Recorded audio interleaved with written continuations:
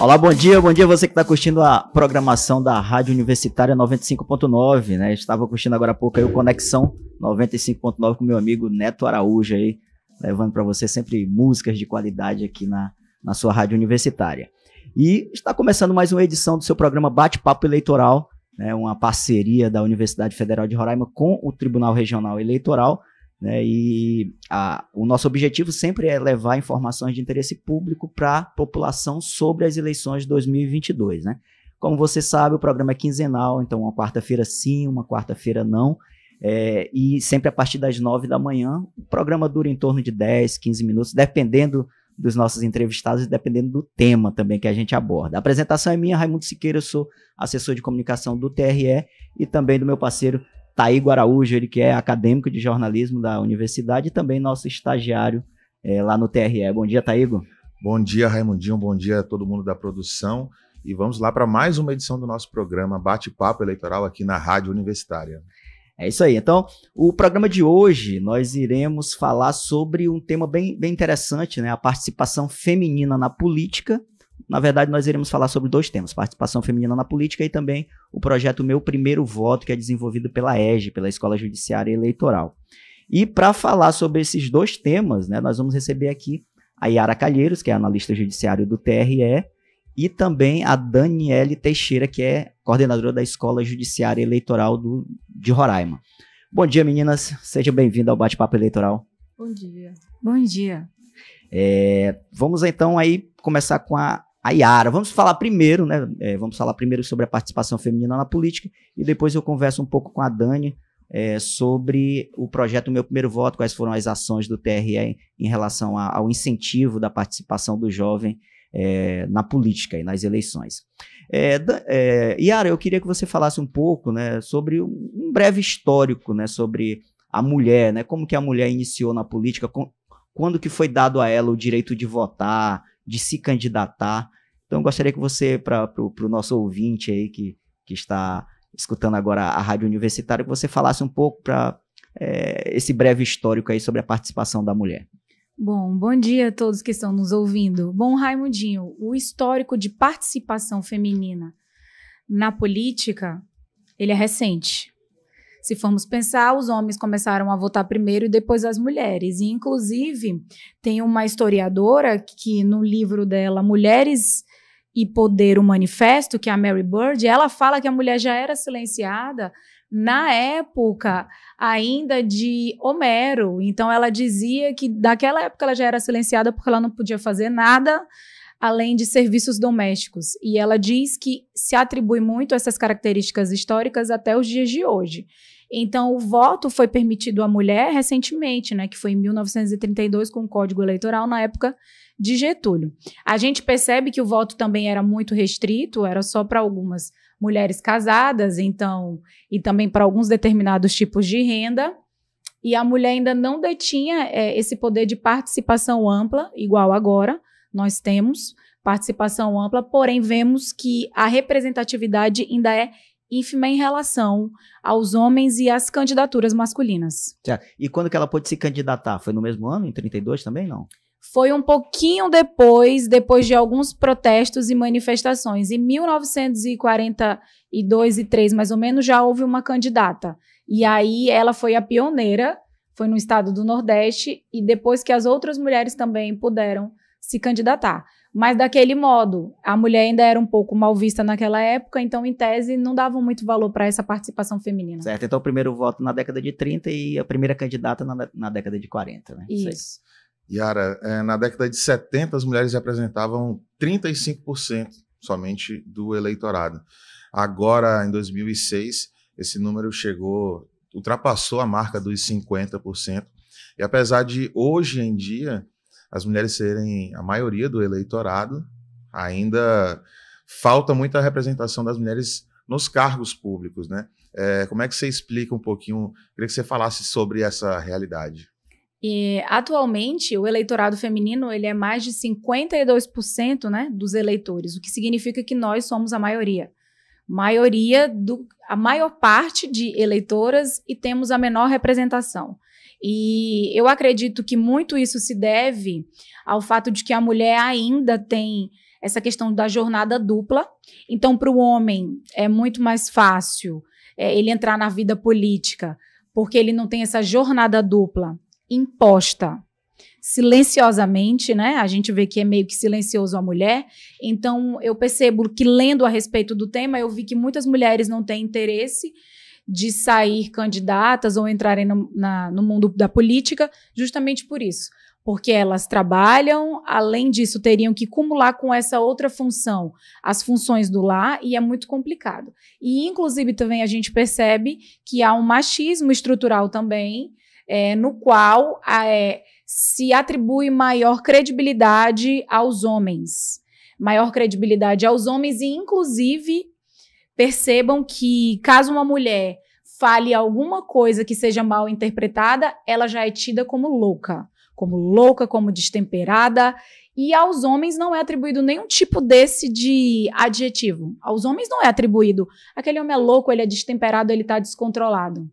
A gente percebia muito isso com uma nossa antiga presidente, que qualquer coisa que ela falava já virava meme, já virava uma repercussão. Mas por quê? Porque ela era mulher.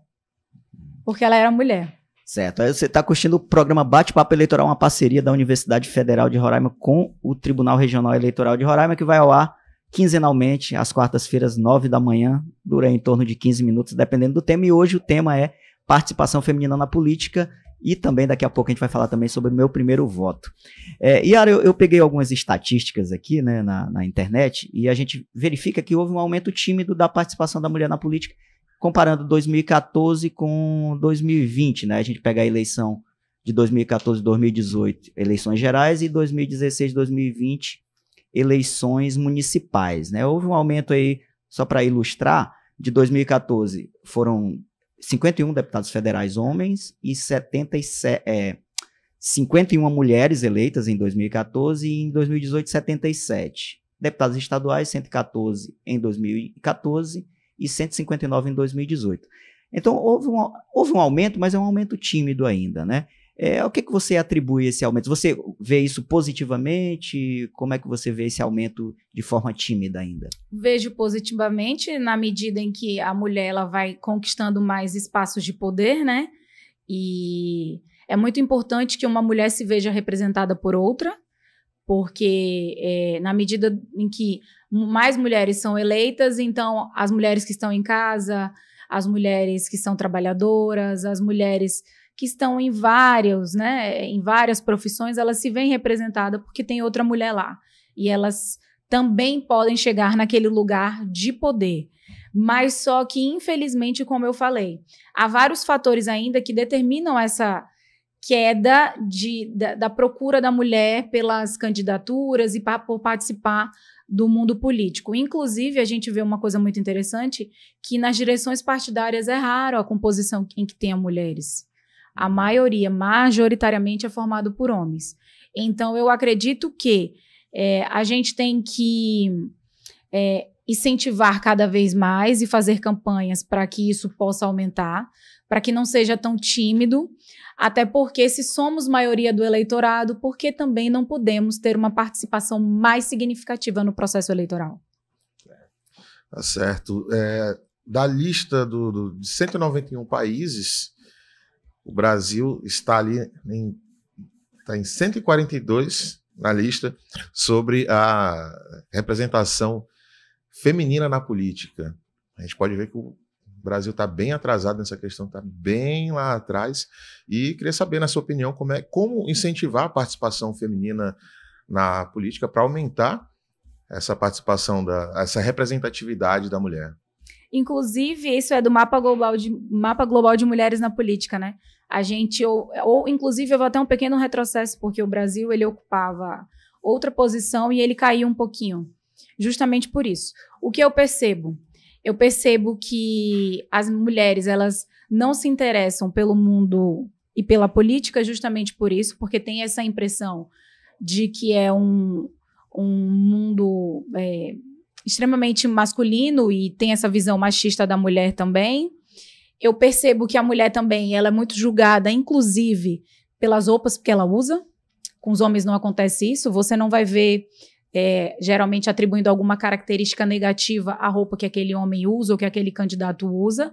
Como eu falei, os memes também, que a gente sempre vê relacionado quando a mulher dá algum posicionamento. E outra coisa também muito interessante, que é um fenômeno recente, que se chama man interrupting, em inglês, que diz a junção das palavras man mais interrupção, que significa basicamente que as mulheres, elas são muito silenciadas. O maior exemplo clássico disso era do último presidente dos Estados Unidos, que interrompia a Hillary Clinton toda hora.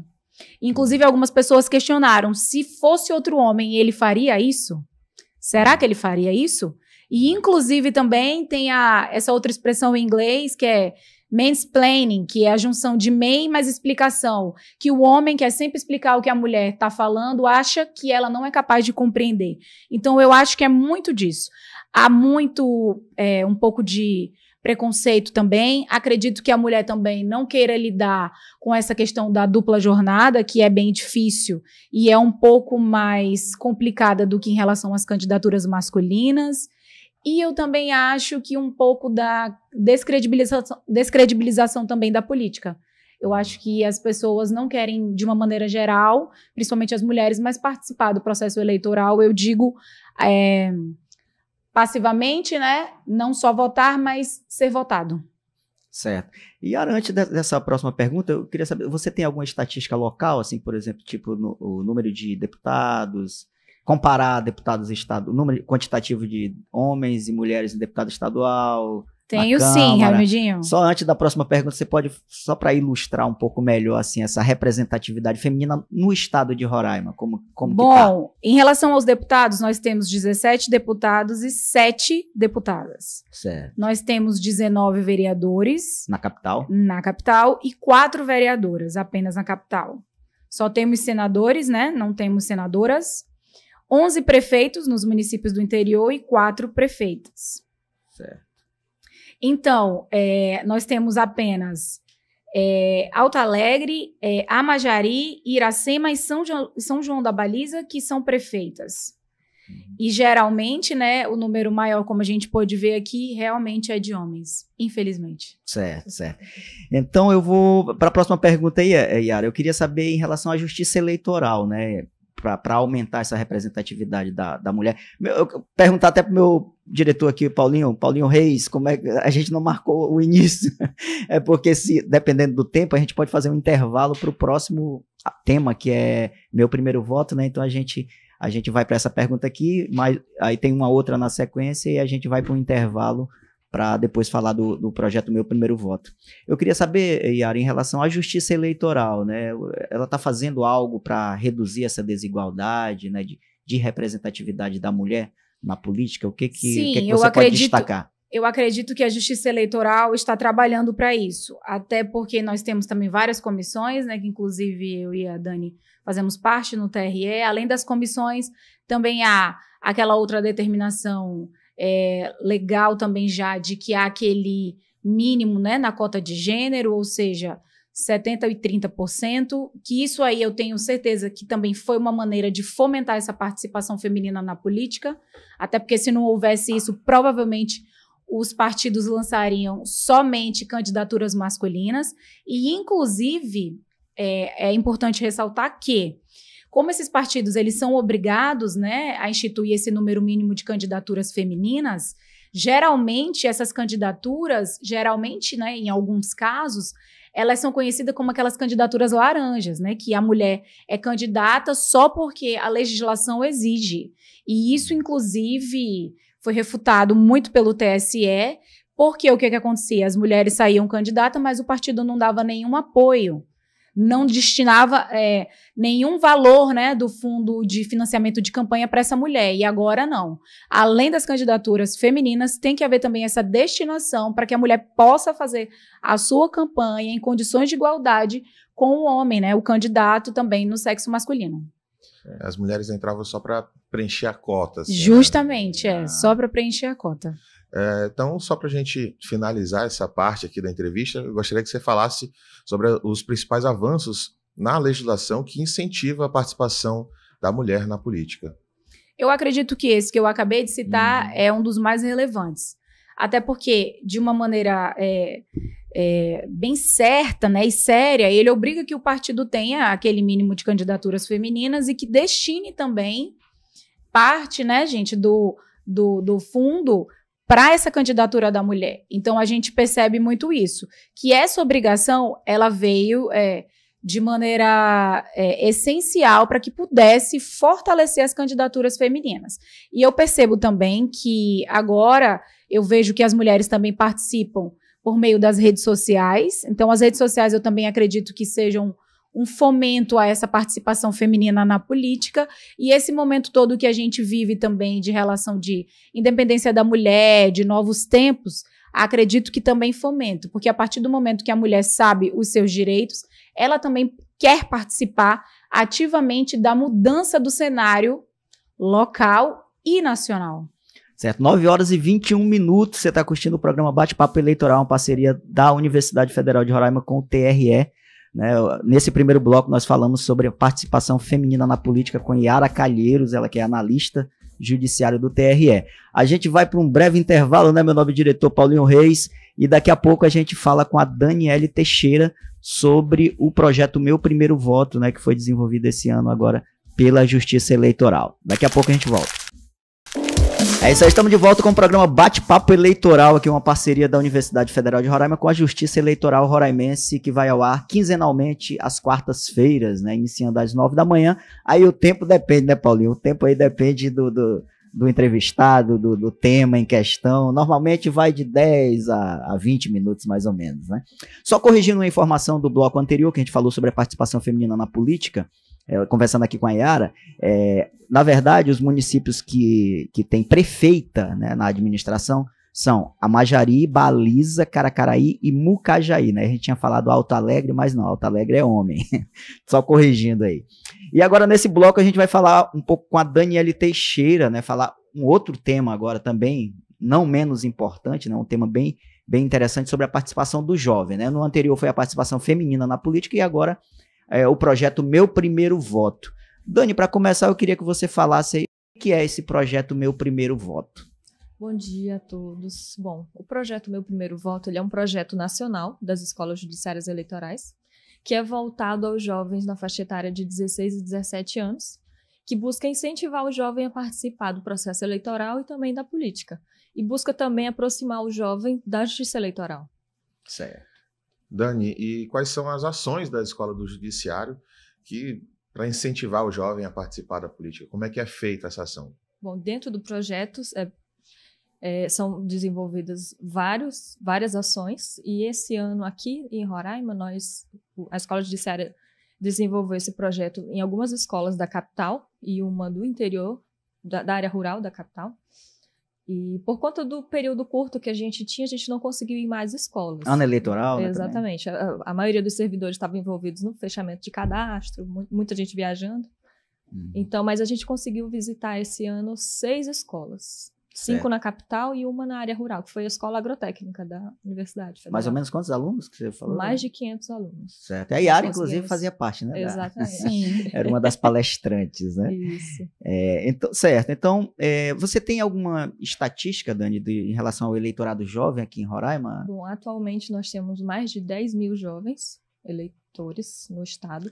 De 16, 17 anos, né? Nessa faixa etária, 16, 17. E alguns com 15, né? Que vai completar 16 eles são a minoria no dia 2 de ainda, outubro. mas tem bastante. Tem jovens que têm Que vão 15 anos, completar- mas que vão completar 16 até o dia 2 de outubro. Certo. Então, eu acompanhei uma atividade, uma ação dessa, né, numa escola aqui em Boa Vista, mas eu queria que você reforçasse aqui no nosso programa a participação do jovem nas eleições. A gente vê que tem uma campanha muito forte dos TRS, da Justiça Eleitoral e principalmente de artistas. O pessoal está muito engajado assim, esse ano, incentivando os jovens que estarão aptos a votarem nas eleições a participarem. Então, eu queria que você reforçasse essa importância da participação do jovem nas eleições e na política.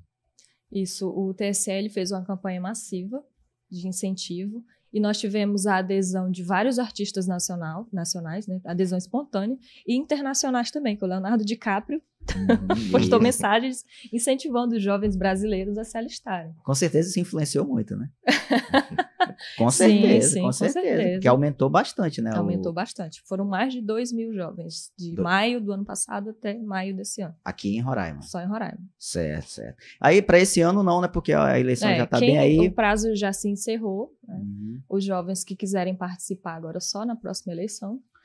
E ações da EGE em relação ao jovem eleitor, eu acredito que esse ano não deva mais ter, né? Só no próximo ano, então. Isso, acredito que nos próximos anos a gente consiga fazer uma campanha ainda maior, né? Porque em ano não eleitoral? Em ano não eleitoral, e também a gente espera que essa pandemia melhore e a gente consiga visitar mais escolas e captar mais eleitores. Certo. Então, queria só que você desse um recado aí para esses jovens, né, que apesar de não ser obrigatório o voto, né, de quem tem 16, 17 anos, eu queria que você falasse aí sobre a participação dele, que vai votar, né, vai escolher seu representante, que ele vai estar decidindo, né, o futuro da sua cidade, do seu estado, do seu país, né?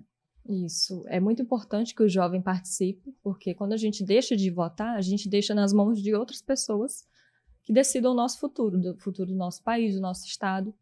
E a participação do jovem, ela permite uma renovação de ideias e uma renovação na política.